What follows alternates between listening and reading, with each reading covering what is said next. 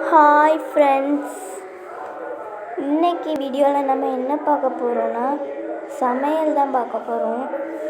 என்ன சமையல்னா ரசகுல்லா பண்ண போகிறோம். அதுக்கு முதல்ல அடுப்பை பற்ற வச்சுக்கலாம். அடுப்பை பற்ற வச்சாச்சு. இப்போ ஒரு பானையை எடுத்து வச்சுக்கலாம். அதில் தேவையான பொருட்கள் லெமன், பால், சீனி, இவ்வளோதான்.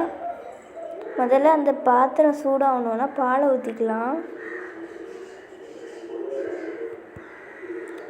இப்போ அதில் லெமன் புழிஞ்சிக்கலாம்.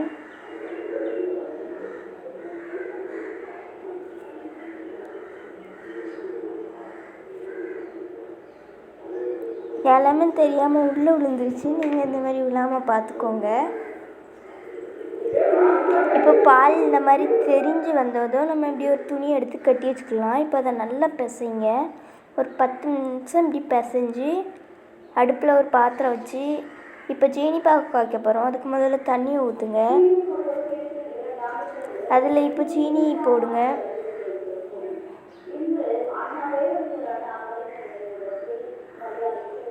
ஜீனியை கொட்டிக்கலாம்.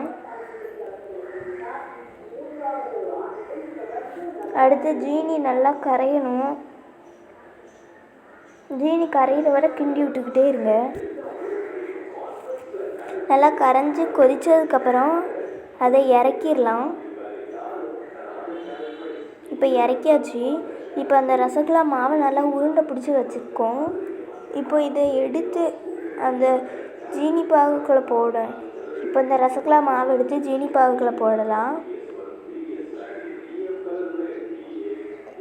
இப்படி ஒன்று ஒன்றா எடுத்து போடுங்க.